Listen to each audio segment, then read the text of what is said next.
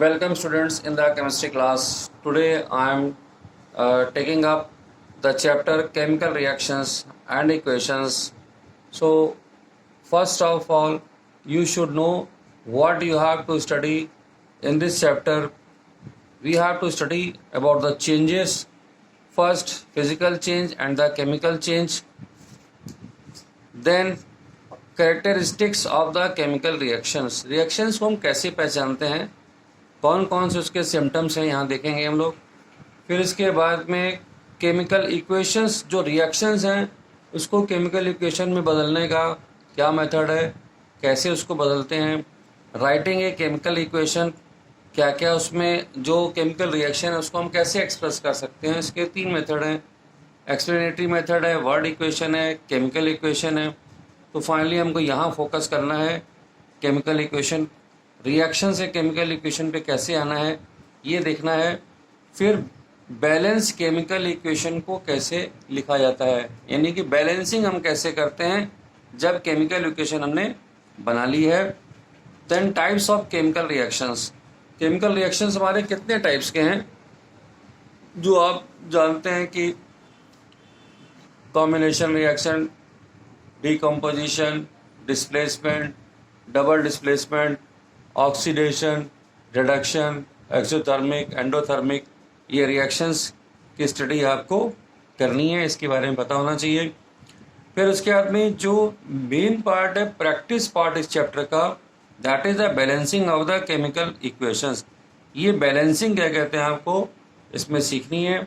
और ऐसे क्वेश्चंस को भी करना है जहाँ पर आपको केमिकल रिएक्शन या इक्वेशन गिवन है तो आप आइडेंटिफाई कर सकें कि ये किस तरह की रिएक्शन है, ये कॉम्बिनेशन रिएक्शन है, ये डिकम्पोजिशन रिएक्शन है, या डिस्प्लेसमेंट है, या डबल डिस्प्लेसमेंट है। तो इस चैप्टर में जो सबसे ज़्यादा फोकस हमको करना होता है that is a balance chemical equation, इस पार्ट को, और टाइप्स ऑफ केमिकल रिएक्शन, इसको हमने फोकस करना है। अब इसके बाद में आइए चलते हैं चैप्टर को स्टडी करते हैं।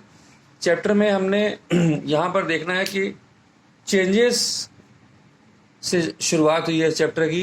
तो चेंज कहता है कि फिजिकल चेंज और केमिकल चेंज, 2 तरह के चेंज होते हैं। फिजिकल चेंज आप देखते हो जो चेंजेस ऐसे हैं जहाँ पर स्टेट चेंज हो गई, वाटर जो है वो फ्रीज हो गया, फ्रीज होने के बाद में या फिर स्टेट चेंज कर दी, स्टीम में बदल दिया हमने, तो वो भी स्टेट चेंज हो गई। फिजिकल चेंज में ऐसा होता है कि हम वुड था उसे चेयर बना दी, वो फिजिकल चेंज है, ठीक है। अब केमिकल चेंज क्या है? केमिकल चेंज एक ऐसा चेंज है जो इरिवर्सिबल होता है, जैसे रस्टिंग ऑफ आयरन। आयरन की रस्टिंग होगी, अब हम वापस उस रस्ट पार्ट को आयरन में नहीं कन्वर्ट कर सकते हैं, हाँ क्लीन कर सकते हैं उसको हम लोग, ठीक है। अब इसके बाद में आता है चेंज ऑफ स्टेट। अब स्टेट चेंज हो गई हमारी। अब केमिकल रिएक्शन की कैरेक्टरिस्टिक्स क्या है, वो सिम्टम्स क्या हैं जिससे हम इसको पहचानते हैं। तो चेंज ऑफ स्टेट में यहाँ पर जब रिएक्शन हो रहा होता है तो स्टेट चेंज भी हो जाती है। जैसे बर्निंग ऑफ वैक्स, वैक्स की बर्निंग करते हैं, वहाँ पर वो जो है कन्वर्ट हो जाती है लिक्विड में। और अगर हम सॉलिड कार्बन को देखें, वो भी जो बर्निंग होती है तो वो गैस में कन्वर्ट हो जाती है। इसमें जो चेंज ऑफ स्टेट हो रही है ये इरिवर्सिबल होती है। अगर वो कार्बन जो है वहाँ पर गैस में कन्वर्ट हो गया है तो वापस वो हम उसको नहीं ले सकते हैं। फिर आता है change of colour. Colour change हमको दिखाई अगर दे रहा है, इसका मतलब है केमिकल रिएक्शन वहाँ पर हो रही है या केमिकल चेंज हो रहा है। हम जनरली केमिकल चेंज की ही बात करेंगे अभी यहाँ पर। अब सिल्वर, हम जानते हैं कि सिल्वर सल्फाइड में बदल जाता है, ग्रे हो जाता है। अगर एटमॉस्फेयर में इसको ऊपर रख दें, कलर चेंज हो गया, ये सिल्वर कलर था, ये ग्रे में कन्वर्ट हो जाता है। इवोल्यूशन ऑफ गैस, गैस क्या कहते हैं रिएक्शन में हम देखते हैं हमको मिल रही होती है। अगर हम हीटिंग कर दें कैल्शियम कार्बोनेट की तो वहाँ देखते हैं CO2 गैस मिलती है, जिसको अगर लाइम वाटर में पास करें फिर से जो हमको वो मिल जाएगा। Change of temperature, change of temperature जो है इसका बहुत अच्छा एग्जांपल है कि क्विक लाइम, जिसको आप कैल्शियम ऑक्साइड बोलते हैं, अगर उसको वाटर में डालते हैं तो वहाँ पे टेम्परेचर चेंज हो जाता है, कंटेनर का हॉट हो जाता है, जो कि आप जानते हैं एक्सोथर्मिक एक रिएक्शन है। अब देखिए, इसको हमने जो है केमिकल रिएक्शन से अब हम आना चाहते हैं कि राइटिंग द केमिकल इक्वेशन, कैसे लिखेंगे हम लोग केमिकल इक्वेशन को। तो फर्स्ट स्टेप क्या है, जब भी केमिकल इक्वेशन हम लिखते हैं, जैसे मान लीजिए कि ये केमिकल इक्वेशन है, तो ये पार्ट क्या कहलाता है, इसको बोलते हैं हम लोग रिएक्टेंट्स, इसको क्या बोलते हैं, प्रोडक्ट्स। बीच में प्लस साइन यहाँ पे भी लगाते हैं, जो बताता है कि कौन कौन से रिएक्टेंट्स कंबाइन कर रहे हैं, और यहाँ पर भी एक प्लस साइन लगाते हैं जो बताता है कौन कौन से प्रोडक्ट यहाँ पर जनरेट हो रहे हैं। ये एरो पार्ट बताता है कि रिएक्शन लेफ्ट से राइट साइड में हो रही है, मतलब ये दोनों का एडिशन होने के बाद में हमें ये दो यहाँ पर प्रोडक्ट्स मिल रहे हैं, सी और डी। अब जैसे कि एक रिएक्शन हम लिखें कि मैग्नीशियम, हम जानते हैं प्लस साइन लगाया हमने, ऑक्सीजन के कांटेक्ट में अगर आ रहा है तो हमको मिल रहा है मैग्नीशियम, यहाँ पर ऑक्साइड मिल रहा है। अब यहाँ पर ये जो पार्ट है हमारा लेफ्ट पार्ट, ये क्या है, ये रिएक्टेंट्स है हमारे पास में, और यहाँ क्या मिल रहा है हमको, ये प्रोडक्ट मिल रहा है। ये जो रिएक्शन हमने लिखी है यहाँ पर लेफ्ट टू राइट, तो ये बता रही है कि मैग्नीशियम का ऑक्सीडेशन होकर हमको मिला मैग्नीशियम ऑक्साइड, और इसको हम लोग बोलते हैं word equation. This is known as word equation. तो हमने यहाँ सीख लिया कि वर्ड इक्वेशन को कैसे लिखा जाता है। हमने देखिए जो केमिकल इक्वेशन लिखनी है, आइए जानते हैं इसका पर्पस क्या है। केमिकल इक्वेशन लिखने का पर्पस ये है कि ये कंसाइज होनी चाहिए, जो केमिकल रिएक्शन हो रही है उसको बहुत ही कंसाइज वे में एक्सप्रेस कर सके, और ये इंफॉर्मेटिव होनी चाहिए, हमको बता सके कि जो केमिकल रिएक्शन हो रही है उसमें क्या क्या रिएक्टेंट्स इन्वॉल्व हैं, क्या कंडीशंस हैं।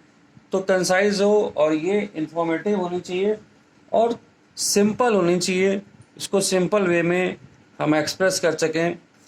अब जो केमिकल रिएक्शंस ही हमने आपको बताया कि उसको तीन तरह से समझा जा सकता है।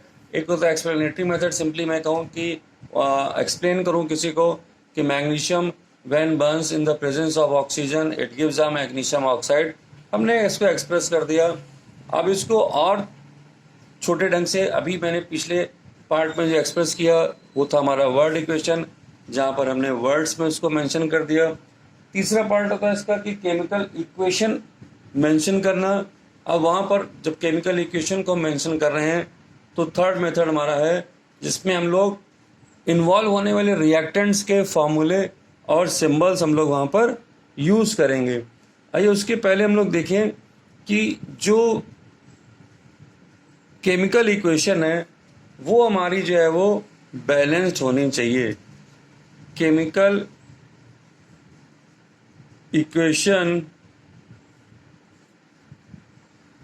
Should be balanced. ये बैलेंस का क्या मतलब है, मान लीजिए मैं एक केमिकल रिएक्शन लिख रहा हूँ, जिंक प्लस HCl, और हमने इसको लिख दिया जिंक क्लोराइड। अब हमने पहला काम किया, जो वर्ड इक्वेशन थी, इसकी वर्ड इक्वेशन क्या है, zinc plus hydrochloric acid giving us a zinc chloride, ये इसकी वर्ड इक्वेशन है। तो हमने क्या कर दिया, word equation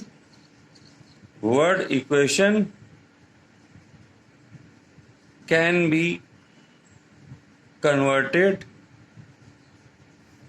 by using symbols and formulae of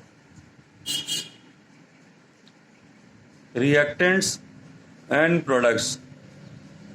अब मैंने इसको फार्मूलों में रिप्रेजेंट कर दिया इस केमिकल रिएक्शन को. अब यहाँ पर हमने ये देखा कि जो केमिकल रिएक्शन है उसको हमने करना क्या है कि इट शुड बी बैलेंस्ड. हम इसको बैलेंस करना चाहते हैं इस केमिकल रिएक्शन को, क्योंकि यहाँ देखिए क्लोरीन 1 है, यहाँ क्लोरीन 2 है, और इस केमिकल रिएक्शन में ये हाइड्रोजन मिसिंग है. यहाँ पर इसको भी लिख लेते हैं. यहाँ हाइड्रोजन 1 है, यहाँ 2 है, जिंक 1 है, तो ये बैलेंस नहीं है. तो ये रिएक्शन क्या है हमारी? अनबैलेंस्ड है. द गिवन रिएक्शन इज, ये जो गिवन रिएक्शन है इज अनबैलेंस्ड. अनबैलेंस का मतलब क्या होता है कि हमारे पास में लेफ्ट राइट जो एलिमेंट्स हैं उनके नंबर्स सेम नहीं है, तो इसको अनबैलेंस्ड केमिकल रिएक्शन कहते हैं. तो ये जो अनबैलेंस्ड केमिकल रिएक्शन है, unbalanced chemical reaction is known as skeleton equation. Skeleton equation कहलाती है. अब हमें इसको बैलेंस करना है, तो बैलेंस करने का सिंपल एक मेथड ये है कि हम इसको ऑब्जर्वेशन मेथड से बैलेंस कर दें. मैं अगर यहाँ पर इस HCl के सामने 2 लिख देता हूँ तो देखता हूँ ये इक्वेशन हमारी बैलेंस हो गई. लेफ्ट राइट के जो नंबर ऑफ एटम्स है पर्टिकुलर एटम्स के वो बैलेंस हो गए. अब अभी यहाँ पे जो स्टार्टिंग हमारी बात हुई थी कि जो केमिकल इक्वेशन है हमारी, इसको बैलेंस करना है. अब बैलेंस क्यों करना है? What is a need of balancing? क्यों ऐसी जरूरत पड़ती है? इसको बैलेंसिंग की जरूरत क्यों पड़ती है? तो हम जानते हैं because of law of conservation of mass, it cannot be created or destroyed. This is a जो law of conservation of mass है, this is a base, this is a reason we balance a chemical reaction. क्योंकि उसको हम balance नहीं कर सकते, उसको हमें बैलेंस करना होगा, क्योंकि मास ना डिस्ट्रॉय कर सकते हैं ना हम क्रिएट कर सकते हैं. तो इसके लिए कंडीशन में करना क्या था? What to do? Number of atoms of यहाँ पर elements involved in reaction should be equal in both sides of chemical equation. Both side का मतलब लेफ्ट हैंड साइड और राइट हैंड साइड, दोनों साइड में ये दोनों हमारे बराबर होने चाहिए. जैसे कि अभी मैंने आपको लिख के दिखाया, जिंक की रिएक्शन लिखी थी, तो जिंक और HCl दोनों के अगर एटम की बात करें तो जिंक एलिमेंट है. यहाँ पर देखिए ये रिएक्शन अभी हमने लिखी थी, तो यहाँ पे हमने देखा कि जिंक 1 था, तो राइट हैंड साइड में भी जिंक यहाँ पर 1 है. हाइड्रोजन यहाँ 2 हैं, तो यहाँ पर भी 2 हैं. क्लोरीन यहाँ पर 2 हैं, इधर भी 2 हैं. तो ये बैलेंसिंग यहाँ पर हो गई है. ओके, आइए देखते हैं कि जो बैलेंस केमिकल इक्वेशन है कौन कौन सी इंफॉर्मेशन हमको वहाँ से मिल सकती हैं. हमें पहली इंफॉर्मेशन तो ये मिलती है कि who are the reactants which are taking part in the reaction and what are the products is forming in the particular reaction. ये हमें पता चल जाता है। और हम ये जान सकते हैं कि number of molecules of reactant part and product part, कितने मॉलिक्यूल रिएक्टेंट्स के पार्टिसिपेट कर रहे हैं। अगर मान लीजिए दो हमारे पास में रिएक्टेंट्स हैं तो दोनों के कितने कितने मॉलिक्यूल उस रिएक्शन में पार्टिसिपेट कर रहे हैं। रिलेटिव मासेस के बारे में भी हम जान सकते हैं। अगर आप कंपेयर करना चाहें कि रिलेटिव मासेस कितने इन्वॉल्व हैं वहाँ पर रिएक्शन में, और भी इंफॉर्मेशन हम लोग जनरेट कर सकते हैं। एक रिएक्शन लिखने के बाद में हम जान सकते हैं कि सपोज अगर कार्बन और ऑक्सीजन की रिएक्शन से CO2 मिल रहा है तो हम जानते हैं कार्बन का मास है 12 ग्राम, CO2 का होता है 44 ग्राम। तो यानी 12 ग्राम ऑक्सीजन जब 32 ग्राम ऑक्सीजन से रिएक्शन करती है, 12 ग्राम कार्बन जब 32 ग्राम, यहाँ पर ये देखिए रिएक्शन हमारे पास में, तो इसके 12 ग्राम जब 32 ग्राम ऑक्सीजन से रिएक्ट करते हैं तो 44 ग्राम CO2 यहाँ पर मिल जाती है। तो इस तरह की इंफॉर्मेशन भी हम लोग फाइंड आउट कर सकते हैं। अगर मान लीजिए हमारे पास में पर्टिकुलर अमाउंट कार्बन का यूज़ कर रहे हैं हम लोग तो कितनी CO2 मिलेगी ये फाइंडिंग्स कर सकते हैं। अगर रिएक्शन में गैसेस इन्वॉल्व हैं तो उनके वॉल्यूम्स चेक कर सकते हैं हम लोग। वॉल्यूम्स किसके, रिएक्टेंट्स के इन्वॉल्व कितने हैं, और फाइनली प्रोडक्ट्स के कितने वॉल्यूम यहाँ पर बनने वाले हैं वो हम देख सकते हैं। इसके अलावा रिएक्शन में हम लोग फिजिकल स्टेट को भी मेंशन कर सकते हैं कि सॉलिड रिएक्ट कर रहा है कि लिक्विड रिएक्ट कर रहा है। अब जैसे कि स्टेट इंफॉर्मेशन, अगर फिजिकल स्टेट की अगर हम बात करें, यहाँ पर फिजिकल स्टेट वहाँ देख सकते हैं, रिएक्शन कंडीशंस देख सकते हैं। रिएक्शन कंडीशन का मतलब कितना प्रेशर रिएक्शन में रिक्वायर्ड है, कितना टेम्परेचर रिक्वायर्ड है, कैटलिस्ट कौन कौन से इन्वॉल्व हैं जो रिएक्शन की स्पीड को बढ़ा सकते हैं, ज़रूरत पड़ने पर उसको घटा सकते हैं उस रिएक्शन को। ठीक है, तो ये हो गया हमारा इंफॉर्मेशन जो हमको मिलती है वहाँ से। अब केमिकल रिएक्शन की कुछ लिमिटेशंस होती हैं जो हम जान सकते हैं। पहली लिमिटेशन ये है कि it does not give the rate of reaction.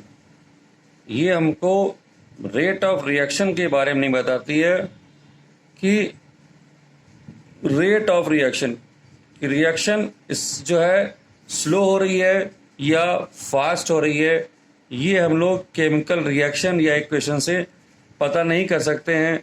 और दूसरी बहुत ख़ास बात यह है कि फिजिबिलिटी ऑफ केमिकल इक्वेशन हमें नहीं पता लगती है कि ये रिएक्शन पॉसिबल है भी कि नहीं। जैसे अगर हम देखें एक रिएक्शन हम लिखते हैं कि जो Fe है वो कॉपर सल्फेट को अगर देखें तो एक रिएक्शन देता है जिसमें फेरस सल्फेट और कॉपर निकल जाता है। लेकिन अगर यही कॉपर FeSO4 के साथ में रिएक्शन करता है तो ये रिएक्शन पॉसिबल नहीं है। ये वाली, ये हमको रिएक्शन बैलेंस दिखाई दे रही है, सबको ठीक दिखाई दे रहा है, लेकिन ये पॉसिबल नहीं है क्योंकि कॉपर Fe को डिस्प्लेस नहीं कर सकता है क्योंकि इसकी रिएक्टिविटी कम होती है। देखिए रिएक्शन को बैलेंस कैसे करते हैं, आइए इस पे चलते हैं। अब हमारे पास में एक रिएक्शन है वाटर की, आयरन की, जो कि स्टीम के साथ में रिएक्शन करके हमको देता है Fe3O4 और हाइड्रोजन गैस देता है। तो यहाँ पर देखिए लेफ्ट हैंड साइड में अगर हम देखें आयरन के एक यहाँ पर इन्वॉल्व है और हाइड्रोजन कितनी इन्वॉल्व है, 2, और ऑक्सीजन यहाँ पर इन्वॉल्व है 1। ये लेफ्ट हैंड साइड में दिखाई दे रहा है। राइट हैंड साइड में हमारे पास में आयरन के 3 हैं, हाइड्रोजन के 2 हैं, ऑक्सीजन के 4 एटम यहाँ पे दिखाई दे रहे हैं। तो ये कंपैरिजन से हमें समझ में आ गया, ये है किधर लेफ्ट हैंड साइड की पोजीशन और ये है राइट हैंड साइड में अनबैलेंस केमिकल रिएक्शन है। तो सबसे पहले हम यहाँ पर क्या करेंगे, स्टेप बाय स्टेप हम बैलेंस करेंगे। तो हमने यहाँ पर देखा कि आयरन अगर बैलेंस नहीं है तो हम आयरन को बैलेंस कर लेंगे फर्स्ट स्टेप में। तो हमने क्या किया, 3 से मल्टीप्लाई कर दिया आयरन को और हमने देखा कि आयरन हमारा बैलेंस हो गया। अब स्टेप 2 में चलते हैं हम लोग।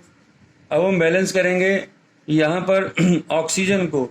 ऑक्सीजन हमारी यहाँ पर कितनी थी, 1 है, यहाँ पर 4 है। तो ऑक्सीजन को बैलेंस करने के लिए हमने वाटर पार्ट को 4 से मल्टीप्लाई कर दिया और हमने देखा कि ऑक्सीजन हमारी बैलेंस हो गई। देखिए, जब भी हमें हाइड्रोजन और ऑक्सीजन में बैलेंस करने की बात आती है तो पहले ऑक्सीजन को बैलेंस करते हैं, उसके बाद में हम लोग इसको बैलेंस करते हैं, हाइड्रोजन को लास्ट में। अब यहाँ पे जो डिफरेंस है हाइड्रोजन का 4, अभी यहाँ पर हमारे पास में 8 है, यहाँ पर 2 ही है। तो राइट हैंड साइड में हम इसको मेंशन कर मल्टीप्लाई कर देंगे, 4 हाइड्रोजन कर देंगे। अब हमने देखा ये रिएक्शन हमारी बैलेंस हो गई। लेफ्ट राइट के एटम्स हमारे पर्टिकुलर एलियम देखिए, एटम सारे नहीं बात करेंगे कि टोटल एटम्स, एटम बात करेंगे। Fe के 3 अगर हैं तो यहाँ पे 3 होने चाहिए, हाइड्रोजन यहाँ पे 8 है तो यहाँ पे 8 होने चाहिए, इसको बोलेंगे एलिमेंट टू एलिमेंट है, यहाँ पर हम बात करेंगे। अब हम चलते हैं टाइप्स ऑफ केमिकल रिएक्शन में। तो हमारे पास में पहली जो रिएक्शन है वो है कॉम्बिनेशन रिएक्शन। यहाँ पर क्या होता है, अगर दो हमने रिएक्टेंट लिए तो ये कंबाइन हो जाएंगे, एक नया रिएक्टेंट यहाँ बन जाएगा। इसका बहुत अच्छा एग्जांपल है कैल्शियम ऑक्साइड का, जो कि सॉलिड स्टेट में है। अगर वाटर यहाँ पे इसमें हम डालते हैं तो हमें मिल जाता है कैल्शियम हाइड्रो ऑक्साइड। यहाँ देखिए, इसको हम केमिकल नेम क्या है इसका, कैल्शियम ऑक्साइड। और इसका जो कमर्शियल नेम है उसको हम कहते हैं क्विक लाइम। वाटर आप जानते ही हैं, ये हमारा क्या है, कैल्शियम हाइड्रोक्साइड बन रहा है यहाँ पर। और इसको हम लोग बोलते हैं यहाँ पर स्लेक्ड लाइम। तो ये हमको पता होना चाहिए कि ये स्लेक्ड लाइम है। प्लस यहाँ पर इसमें हीट भी जनरेट होती है इस रिएक्शन में। ये रिएक्शन की एक और भी स्पेशलिटी है कि ये हमारी जो रिएक्शन है ये एक्सोथर्मिक रिएक्शन भी कही जाती है। इसको हम लोग एक्सोथर्मिक रिएक्शन भी बोलते हैं। अब इसके बाद में हमारी जो दूसरी रिएक्शन है वो है डीकम्पोजिशन रिएक्शन, जिसमें ब्रेकअप हो जाता है यहाँ पर कंपाउंड्स का। तो इसको भी 3 तरह से हम लोग बताते हैं डीकम्पोजिशन रिएक्शन को।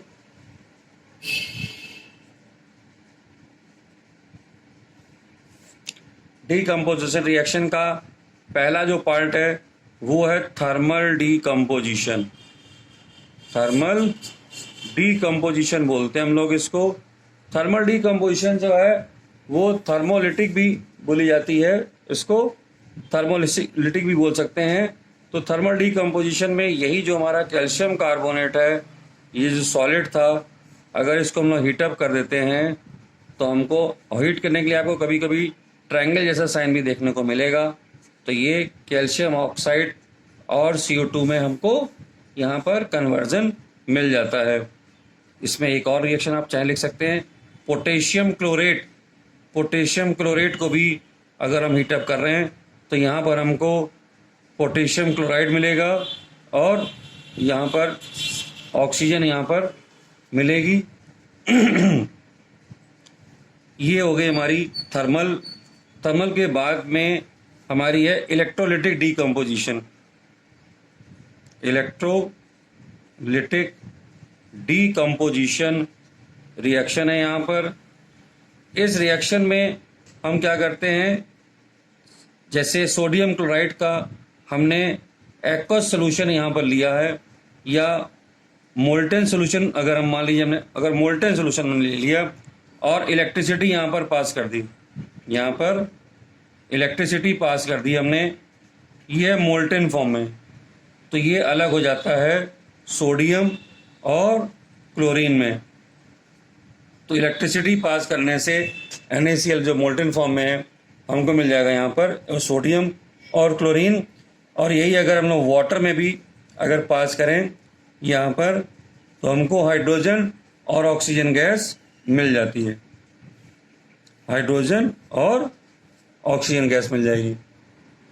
डीकम्पोजिशन का जो थर्ड पार्ट है उसको हम लोग बोलते हैं फोटोलिसिस या photo decomposition. Photo decomposition, photo decomposition में कुछ हमारी कंपाउंड्स हैं सिल्वर क्लोराइड या सिल्वर ब्रोमाइड जैसे, तो ये सनलाइट की प्रेजेंस में ही ब्रेकअप हो जाते हैं और ये कन्वर्ट हो जाते हैं सिल्वर और क्लोरीन गैस में। ये अलग हो जाएगा यहाँ पर। अब हमारा नेक्स्ट जो है डिस्प्लेसमेंट रिएक्शन हमको स्टडी करनी है। टाइप्स ऑफ रिएक्शन में डिस्प्लेसमेंट रिएक्शन, डिस्प्लेसमेंट रिएक्शन भी दो तरह की होती है। यहाँ पे सिंगल डिस्प्लेसमेंट और डबल डिस्प्लेसमेंट दो रिएक्शन होती हैं। मान लीजिए कंपाउंड ए बी हमारे पास में, सी के साथ में रिएक्ट किया तो ये बन गया सी बी और ए। सी ने क्या किया, ए को यहाँ से हटा दिया और एक कंपाउंड नया बन गया जिसको हम लोग कहते हैं। अब इसमें एक बहुत बड़ी अच्छी और पॉपुलर रिएक्शन है एल्युमिनियम की फेरिक ऑक्साइड के साथ में। ये क्या है, फेरिक ऑक्साइड के साथ में रिएक्शन है। यहाँ पर ये एल्युमिनियम इस आयरन को डिस्प्लेस कर देता है और हमें मिल जाता है एल्युमिनियम ऑक्साइड जो कि सॉलिड फॉर्म में है प्लस Fe। ये यहाँ पर आता है मोल्टेन फॉर्म में। इस रिएक्शन को हम लोग जो है बोलते हैं थर्माइट रिएक्शन। थर्माइट रिएक्शन तो ये रेलवे ट्रैक्स पर वेल्डिंग करने के काम में आती है, कमर्शियली बहुत यूज होती है ये रिएक्शन। इसके बाद में देखेंगे हम लोग double displacement reaction. Double displacement, double displacement में क्या हो रहा है कि यहाँ पर दो हमने रिएक्टेंट लिए हैं, इसमें इंटरचेंजिंग हो गई। एक को रिप्लेस कर दिया सी ने तो ये बन गया सी बी और यहाँ पर आ गया ए डी। बी हट गया, उसकी जगह आ गया ए डी। तो ये जो है हमारी डिस्प्लेसमेंट रिएक्शन है। एक का कैटायनिक पार्ट दूसरे के कैटायनिक पार्ट को डिस्प्लेस कर देता है। अब इसमें एक रिएक्शन देखते हैं, आइए। सिल्वर नाइट्रेट की रिएक्शन, इसका एक्वस सॉल्यूशन ले रहे हैं हम लोग NaCl के साथ में ये रिएक्शन कर रहे हैं तो मिल रहा है हमें AgCl और सोडियम नाइट्रेट। तो ये हो गई हमारी डिस्प्लेसमेंट रिएक्शन। देखिए यहाँ पर Ag नाइट्रेट था, इसका Cl यहाँ पर आके कनेक्ट हो गया। तो जो देखिए ये हमारे जो मेटेलिक पार्ट होते हैं ये दूसरे के यहाँ पर जो है निगेटिव पार्ट के साथ में इंटरचेंजिंग कर लेते हैं। फिर आप देखते हैं न्यूट्रलाइजेशन रिएक्शन। ये रिएक्शन बहुत जगह पढ़ने को मिलती है। ये टाइप्स ऑफ रिएक्शन नहीं है, ये डबल डिस्प्लेसमेंट का ही एक पार्ट है जहाँ पर हम देखेंगे एसिड बेस। ये क्या हाइड्रोक्लोरिक एसिड है, ये बेस है। ये रिएक्शन करने से हमें मिल गया NaCl और वाटर। नेक्स्ट हम देखेंगे ऑक्सीडेशन रिएक्शन। ऑक्सीडेशन रिएक्शन क्या है, it is a addition of oxygen and removal of hydrogen. जब हम बोलते हैं तो ये हो जाता है हमारा ऑक्सीडेशन रिएक्शन। जैसे मैग्नीशियम की रिएक्शन ऑक्सीजन के साथ में हो रही है तो ये हो गया हमारे पास में, यहाँ ऑक्सीजन जुड़ गई तो इसको हमने कह दिया ऑक्सीडेशन रिएक्शन। इसी को हम लोग इलेक्ट्रॉन मेथड से भी, आयन इलेक्ट्रॉन मेथड से भी कह सकते हैं। अगर इलेक्ट्रॉन यहाँ से निकल जाता है, लॉस ऑफ इलेक्ट्रॉन जो है ये भी हमको ऑक्सीडेशन रिएक्शन के बारे में ही बताता है। रिडक्शन रिएक्शन जो है वो अपोजिट है ऑक्सीडेशन रिएक्शन की।